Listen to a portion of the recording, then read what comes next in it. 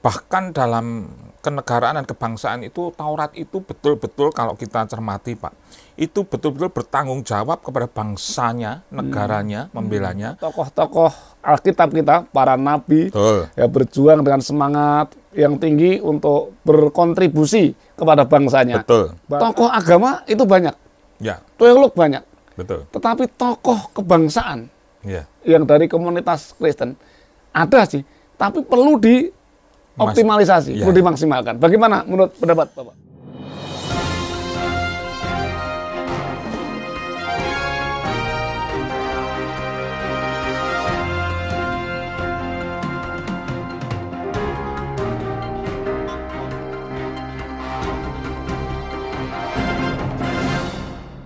Salam, salam sejahtera bagi kita semua. Shalom. Sobat podcast, ketemu lagi dengan Pato Paulus Purwoto dalam program Ngobrolin Alkitab. Tivara Production House bekerja sama dengan STT Torsina Surakarta.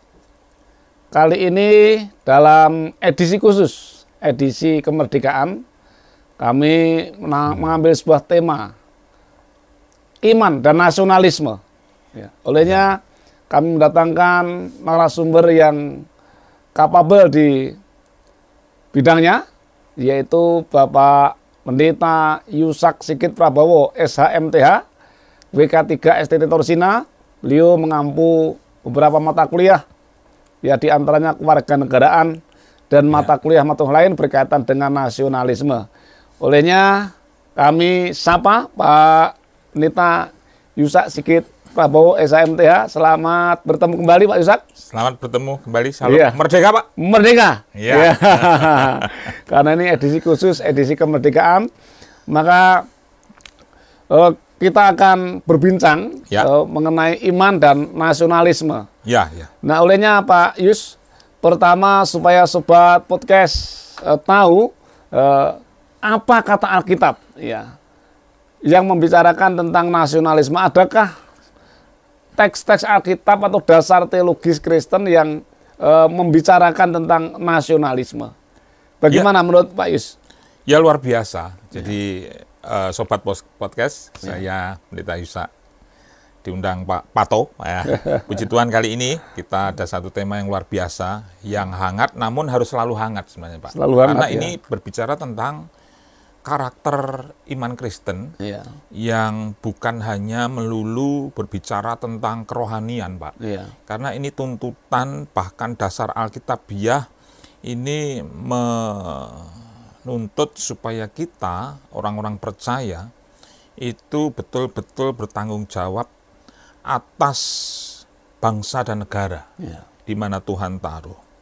Ada banyak di Alkitab yang Tuhan tunjukkan bagaimana kontekstualnya, konteksnya waktu itu memang ketika bangsa umat Allah, bangsa Israel, itu mereka betul-betul harus memiliki hierarki. Dari waktu itu kan teokrasi, Pak, ya. Teokrasi, ya, Waktu pemerintahan itu. PL teokrasi. Ya, namun demikian mereka harus betul-betul bertanggung jawab, tunduk pada hierarki itu yang pada ujung akhirnya kan kepada Tuhan. Kepada Tuhan. Lalu tetapi Tuhan memberi hierarki kepada umat Allah. Ada pimpinan-pimpinan yang juga selain itu aturan-aturan, bahkan dalam kenegaraan dan kebangsaan itu, Taurat itu betul-betul kalau kita cermati, Pak, itu betul-betul bertanggung jawab kepada bangsanya, negaranya, membelanya. Tapi kalau kita memang membicarakan itu kan terlalu jauh dan terlalu lama. Ya. Tapi kemudian pada akhirnya dalam perjalanan kehidupan mereka, contoh saja, Ya. waktu mereka dalam pembuangan misalnya, dalam Yeremia 29 itu mengatakan begini, Tuhan melalui nabinya Yeremia dikatakan, kamu harus mengusahakan kesejahteraan kota di mana kamu aku tempatkan, begitu ya. Ya. Kamu harus bertanggung jawab, mendoakan kota itu, bangsa itu, supaya kamu betul-betul memberkati di situ.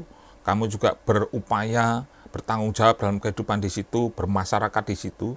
Tetapi sekaligus, Pak, ya, ketika dalam perjanjian baru ditarik lebih dekat ya. lebih dekat. Lebih dekat ke perjanjian baru. Begitu ya. Tanggung jawab taruhlah ada di Roma 13. 1 Petrus 2. Semuanya itu berbicara intinya adalah kamu memiliki ketaatan, kepatuhan, ketundukan kepada negara dan penguasa, pimpinan. Kamu juga harus bertanggung jawab itu. Contoh juga dalam Matius 22 dikatakan seperti ini. Ketika Yesus ditantang ini oleh para cerdik cendekia Taurat begitu ya. Bagaimana Yesus dijebak ini, apakah dia mengakui kekuasaan kaisar atau bagaimana. Yesus katakan gini, berikan kepada kaisar apa yang wajib kamu berikan kepada kaisar, tetapi berikan kepada Allah apa yang wajib kamu berikan kepada Allah. Nah, beberapa contoh-contoh lain itu menunjukkan bahwa orang-orang Kristen itu harus bertanggung jawab. Ini konteks, kita tarik konteks sekarang ini. Orang percaya itu betul-betul harus bertanggung jawab kepada negara dan bangsanya. Apalagi dari janji induk yang Tuhan berikan kepada Abraham dan terus-menerus. Kamu harus menjadi berkat bagi bangsamu, bangsa-bangsa. Ya, itu nanti arahnya pada nasionalisme, Pak. Tanggung jawab kita kepada bangsa kita. Contoh, sekali lagi, saya berikan garis besar setiap pelayanan para nabi. Dari perjanjian lama, tarik pelayanan mereka, pasti mereka melayani bangsa dan negaranya. Itu sudah menjadi garis ketentuan standar dan ciri kehidupan pelayan Tuhan dalam hal kenabian ini. Mereka harus menjadi berkat bagi bangsa dan negaranya. Dan itu harus menjadi contoh utama, landas utama bagi orang Kristen masa kini yang harus bertanggung jawab pada bangsa dan negaranya. Mantap, Pak. Begitu pertama, Pak. Mantap. Jadi ternyata kita ini program ngobrol ya, ngobrolin Alkitab. Ternyata Alkitab kita itu sungguh sangat lengkap. Seluruh sendi-sendi kehidupan, termasuk di dalamnya bagaimana iman dan nasionalisme itu ada landasannya. Alkitab mengaturnya. Satu lagi yang sekarang yang paling menancap, yang harus menancap dalam spirit orang-orang Kristen. 1 Timotius 2 ayat 1 sampai 2. Ini Paulus mengatakan dan tegas, Pak. Berdoalah untuk para pemimpin. Para pemimpinnya. Karena apa? Satu, berdoalah itu berbicara tentang karakter dan spirit orang-orang Kristen. Itulah lebih dari sekedar kata-kata ungkapan yang euforia, Pak. Berdoa itu menunjukkan bagaimana keseluruhan jiwa kita, sepenuhnya. Nah, kepada pemimpin, apa artinya pemimpin? Mereka lah yang mengelola langsung, memanage bangsa, negara, pemerintahan yang tujuannya pasti mensejahterakan rakyat, melindungi, mengayomi, dan melayani. Nah, itu artinya kecintaan kepada bangsa negara itu sudah jelas-jelas termaktub dalam firman Tuhan. Seperti itu. Nah, ini penegasannya seperti itu. Maka Sobat Podcast, Alkitab kita secara rinci mengatur sejak dalam perjanjian lama tadi diceritakan oleh Pak Yus bahwa sejak perjanjian lama bagaimana tokoh-tokoh Alkitab kita, para nabi berjuang dengan semangat yang tinggi untuk berkontribusi kepada bangsanya. Bahkan ditarik dalam perjanjian baru juga ada landasan teologis yang cukup kuat bagaimana umat Kristen, iman Kristen. Diwajibkan untuk berkontribusi di dalam negara, di bangsa. Itulah nasionalisme. Nah, Pak Yus, sekarang kita akan melihat bagaimana negara Indonesia ini boleh merdeka, itu beda dengan beberapa negara di sekitar Indonesia kemerdekaan itu pemberian, persemakmuran itu pemberian. Persemakmuran itu pemberian. Sementara Indonesia ini kemerdekaannya merupakan hasil perjuangan. Dengan darah, nyawa, harta, benda yang begitu luar biasa. Dan kita pada akhirnya mensyukuri bahwa kemerdekaan itu diberikan oleh Tuhan melalui perjuangan para pejuang-pejuang kita. Nah, sekarang kita akan melihat bagaimana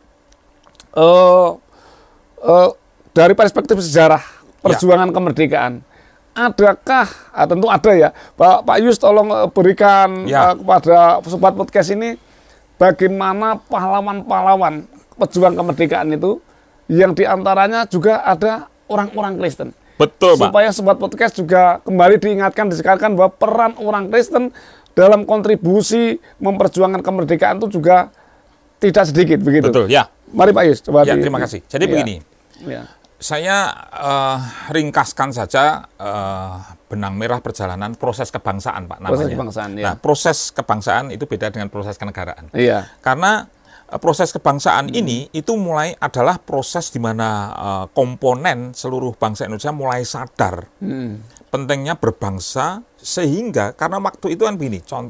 Pertama memang dimulai dari kesadaran dari tokoh-tokoh bangsa ini ketika kita mengalami betapa menderitanya dijajah oleh penjajah. Penjajah, ya. Sudah miskin, menderita, terus-menerus dibiarkan politik adu domba dan kacau balau, saling bertengkar, berkelahi antar bangsa sendiri. Nah, mulai sadarlah. Makanya ada satu tanda, 1908 itu memang ada berdiri Budi Utomo. Budi Utomo, ya. Nah, itu sudah mulai rintisan. Ya. Nah, itu semangat kebangsaan. Semangat kebangsaan. Tapi begini, Pak.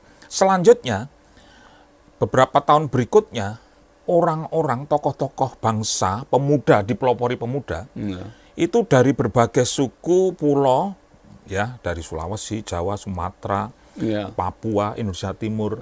Nah, artinya, saya lihat di sejarah itu, semua tokoh-tokoh ini kumpul tidak terkecuali para pemuda yang dari Indonesia Timur. Yang waktu itu terus terang mereka anak-anak Tuhan yang kuat imannya dan panggilan nasionalisme cinta negerinya. Mereka berjuang datang ke Jawa, datang ke Jakarta waktu itu, mereka berkumpul menyatukan pendapat dalam keberbedaan. Nah, mereka ini orang-orang yang betul-betul menyadari pentingnya Indonesia ini merdeka, pentingnya bersatu untuk mempersiapkan satu negara dalam wadah yang Indonesia. Yang berdaulat, ya. Berdaulat. Nah, yang puji Tuhannya, ini yang tidak boleh disepelekan, tidak boleh ditutup-tutupi, bahwa tokoh-tokoh ini sebagian dari anak-anak Tuhan. Anak-anak Tuhan. Mereka banyak berjuang juga dan ikut dalam penyiapan yang namanya waktu itu Kongres Pemuda. Kongres Pemuda, ya. Dimulailah mereka mewujudkan satu semboyan atau menjadi Sumpah Pemuda. Ya, nah, itu Sumpah Pemuda. Itu karena menyadarkan bahwa walaupun berbeda, Kristen ada, Islam ada, agama-agama lain ada. Nah, kemudian jadilah Sumpah Pemuda, menyatu. Berikutnya, proses kebangsaan itu terus mengalir, terus semakin kuat, dinamis, sehingga terjadi satu gerakan kemerdekaan. Gerakan kemerdekaan. Kemerdekaan melalui BPUPKI, PPKI, dan sebagainya. Dari situ semakin muncul tokoh-tokoh pendiri bangsa, perintis kemerdekaan, dan pejuang-juang yang pada akhirnya saat ini kan sudah diakui pahlawan nasional. Pahlawan nasional, di berbagai pelosok negeri. Contoh, Pak, itu ada banyak pahlawan-pahlawan kemerdekaan kita, perjuang. Mau yang angkat senjata langsung ataupun bergerak di bidang diplomasi dan sebagainya. Ada Yohanes Leimena, ada Walter Monginsidi, ada Brigjen Slamet Riyadi, ada Christina Marta Tiohehu, ada Yosutarso, ada Kapten Patimura. Kapten Patimura yang masih saat ini masih menjadi polemik sebenarnya. Tapi yang keluarga yang memang dari anak Tuhan ini memang akan berjuang supaya pengakuan bahwa dia adalah anak Tuhan ini masih terus dilakukan. Ya memang gitu. Nah, orang-orang ini betul-betul diakui resmi, sah, bahkan keputusan presiden. Mereka dianggap menjadi pahlawan pejuang. Bahkan, Pak, Yohanes Leimena ini kalau saya boleh sebutkan adalah Danielnya Indonesia masa lalu. Itu mantan presiden Bu Megawati ngomong seperti ini. Tolong Anda sebutkan mengenai J. Leimena. Dia ngomong gini, Pak Yo, dia ngomong itu Om Yo, Yohanes Leimena. Om Yo ini di Indonesia waktu itu. Indonesia ini otaknya itu ada di Soekarno, tapi jantungnya ada di Om Yo. Itu perkataan dari Ibu Megawati. Betapa peran Pak Yohanes Leimena ini diakui. Beliau menjadi pejabat tinggi terlama di Indonesia, menjabat sebagai menteri sekitar 20 sekian tahun mendampingi Soekarno, Pak.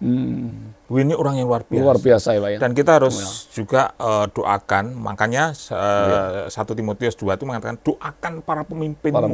Itu bagaimana Tuhan sendiri yang kiranya terus memakai beliau-beliau ini. Karena harus dibuka mata semua orang.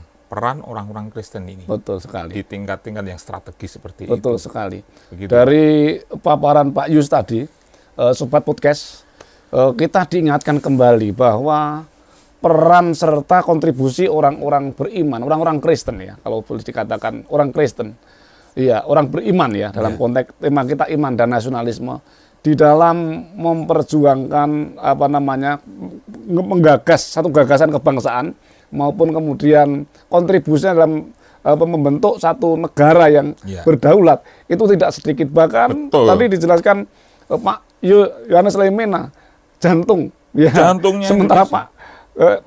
Pak Soekarno proklamator kita otaknya Indonesia. Nah, ini kan itu satu kontribusi yang strategis, kontribusi yang penting. Nah ini sekaligus mengkanter pandangan-pandangan bahwa negara ini hanya berdiri oleh karena sekelompok golongan yang kemudian akhirnya ada ya oknum-oknum ya, kalau saya katakan tidak boleh dikatakan kelompok ya, oknum-oknum yang mulai kemudian menghendaki negara ini berdiri dalam atas satu aturan sebuah agama atau berdasar atas agama. Itu jelas mencederai bahkan mendegradasi nasionalisme yang telah dibangun sejak perjuangan itu ya. Bahkan kalau kita melihat Pak ya, setelah merdeka pun, merdeka walaupun terjadi kontroversi ya, kisah revolusi ya, itu kita melihat juga ada pahlawan-pahlawan revolusi itu juga ada dari Panjaitan, KS Tubun. Ya, betul. Ya. Ada beberapa, ada 4 atau berapa tuh ya. Memang satu. Iya, itu juga dari anak-anak Tuhan. Nah, dari sini nyata betul bahwa peran serta anak-anak Tuhan di dalam berkontribusi menggagas kebangsaan maupun mendirikan negara. Ya, kesatuan Republik Indonesia itu cukup tinggi. Nah, ini seiring dengan teks Alkitab yang Bapak jelaskan tadi, bahwa teks Alkitab mengisyaratkan peran serta kontribusi daripada orang Kristen sejak di PL ya sampai di PB bahkan dalam sejarah kemerdekaan Indonesia. Nah, sekarang Pak, setelah kita belajar baik dari landasan teologisnya maupun landasan historis Indonesia, bagaimana seharusnya umat Kristen masa kini berkontribusi dalam kancah negara kesatuan Republik Indonesia. Nasionalisme anak Tuhan masa kini. Bagaimana menurut Bapak? Kita khususnya karena warga Indonesia. Kita memiliki undang-undang dasar. Jelas, baik dari pembukaan maupun dari pasal 27, itu di Undang-Undang Dasar, bahkan pula ada di pasal 30-nya. Itu kan setiap warga negara berhak dan wajib. Dua kata ini, bukan hanya berhak, bukan hanya wajib. Berhak dan sekaligus wajib untuk turut serta dalam membela negara. Hanya memang secara detail, praktis, teknis, polanya memang diatur, Pak. Ya, kekuatan TNI, Polri itu kekuatan utama, tapi masyarakat atau rakyat itu kekuatan pendukung yang tidak boleh terpisahkan. Nah, kita tidak membicarakan tentang kegiatan militeristik yang angkat senjata langsung dalam masa perang seperti sekarang. Tapi kita secara awam, sebagai orang Kristen, tidak terlepas dari perundangan peraturan ini, di mana juga menyebutkan begini, Pak.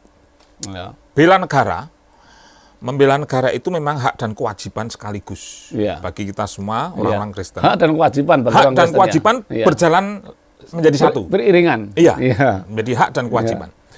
Nah, dalam rinciannya, ketika kita tidak memiliki panggilan sebagai tentara militer, itu dicantumkan dalam pasal Undang-Undang 2002 kalau tidak salah tentang pembelaan negara, tentang pertahanan dan keamanan. Itu ada beberapa poin, tapi bagi orang-orang awam seperti kita, itu pertama, kita di situ wajib menerima atau menerima pendidikan kewarganegaraan. Pendidikan kewarganegaraan. Yang berikutnya selain karena unsur TNI tadi, kita itu harus melakukan yang namanya pengabdian profesi secara bertanggung jawab. Pengabdian profesi. Pengabdian profesi. Nah, karena itu termaktub dalam undang-undang, maka setiap orang Kristen, selain memang kita secara peribadahan dan setiap kehidupan sehari-hari kan berdoa. Nah, tapi dalam hal profesi itu ternyata kita itu dituntut untuk melakukan profesi sebaik-baiknya dalam rangka kita mencintai bangsa negara. Karena begini, ketentuan yang dijelaskan dalam hal membela negara itu adalah mengembangkan sikap, kesadaran, mencintai bangsa ini, bertanggung jawab untuk sama-sama menghormati hak asasi manusia yang ada, mentaati segala peraturan-peraturan perundangan yang ditetapkan oleh pemerintah, kemudian tidak memaksakan kehendak pribadi-pribadi pada yang lain, kemudian bahkan kita juga ditentukan untuk membuat atau mencapai prestasi-prestasi yang membanggakan bagi bangsa ini. Bagi bangsa Indonesia. Baik di kancah internal maupun internasional, eksternal. Sehingga bangsa ini memiliki kemajuan dan nama baik dan prestasi-prestasi yang memang itulah bentuk sebagai kecintaan tanah air. Nasionalisme itu berbicara tentang isme itu kan paham ya. Paham. Tapi bagaimana kita memiliki kesadaran untuk mencintai dan berbangga atas bangsa ini. Begitu. Nah, setiap orang Kristen tidak boleh lepas dari hal ini. Jelas, tanggung jawab pada profesi masing-masing, panggilan masing-masing, kinerja atau tugas kerja masing-masing, itu dalam rangka kita juga mencintai dan bertanggung jawab panggilan bagi bangsa dan negara. Nah, itulah nasionalisme. Maka untuk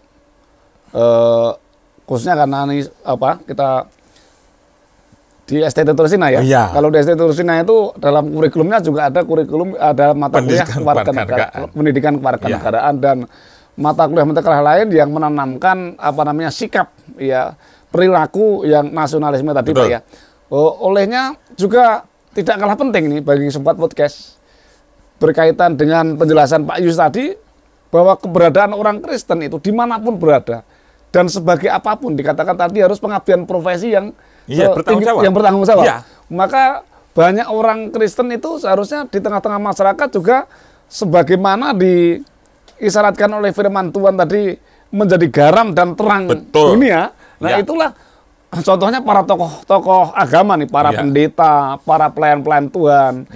Dalam konteks nasionalisme itu tentu ini ya Pak ya, di tengah-tengah masyarakat selain menjadi tokoh agama, lebih daripada itu seharusnya menjadi tokoh masyarakat begitu ya. Kalau meneladani semangat perjuangan orang-orang Kristen ya dalam masa perjuangan itu. Lalu bagaimana Pak menurut pandangan Bapak, bagaimana seorang hamba Tuhan bisa kemudian menjadi garam dan terang dan menjadi tokoh masyarakat? Apa saja yang perlu dilakukan sebagai seorang pelayan Tuhan dan seorang anak Tuhan, seorang umat Kristen, sehingga itu semangat nasionalisme itu terimplementasi dan ketokohannya di tengah-tengah masyarakat. Monggo Pak. Menjadi seorang hamba Tuhan, bagaimanapun seperti saya singgung di awal tadi, contoh dari para nabi itu kan semua berfungsi untuk bangsa dan negara. Untuk bangsa dan negara, jelas, karena hidupnya di tengah-tengah bangsa dan negara. Nah, sebagaimana hal itu, maka setiap hamba Tuhan ini wajib hukumnya, wajib hukumnya secara moral, secara iman, secara perilaku, tanggung jawab, tugas, kinerja, profesi, walaupun masih kontroversial, pendeta itu profesi atau bukan, kita nggak berbicara tentang itu. Tidak sedang membicarakan Tetapi apapun status hamba Tuhan, mau informal mau formal, itu harus bertanggung jawab di tengah-tengah masyarakat ini, bangsa negara ini. Mau tidak mau karena kita hidup di tengah-tengah bangsa dan negara masyarakat ini, dan Alkitab sudah mengatakan seperti Pak Paulus tadi ngomong, menjadi garam dan terang. Jemaat ini juga hidup di tengah-tengah masyarakat. Di gereja hanya 2 jam seminggu Pak. betul. tapi selebihnya di masyarakat. Betul, Nah, betul. itulah tugas panggilan justru yang utama, bagaimana kita bisa menjadi berkat. Ya. Kita membangun, Ya. kita memberkati, bahkan Ya. kita berfungsi positif membangun Ya. di masyarakat dan bangsa negara ini. Ya. Hanya memang ada organisasi, denominasi tertentu yang secara organisatoris ada pengaturan antara ya. status pendeta dan politik.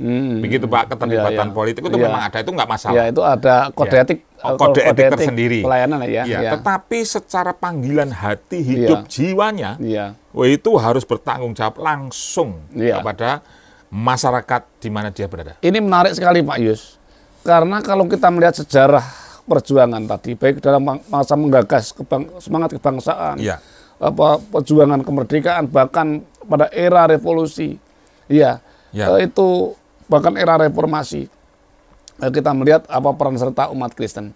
Nah, yang perlu digelorakan sekarang ini kan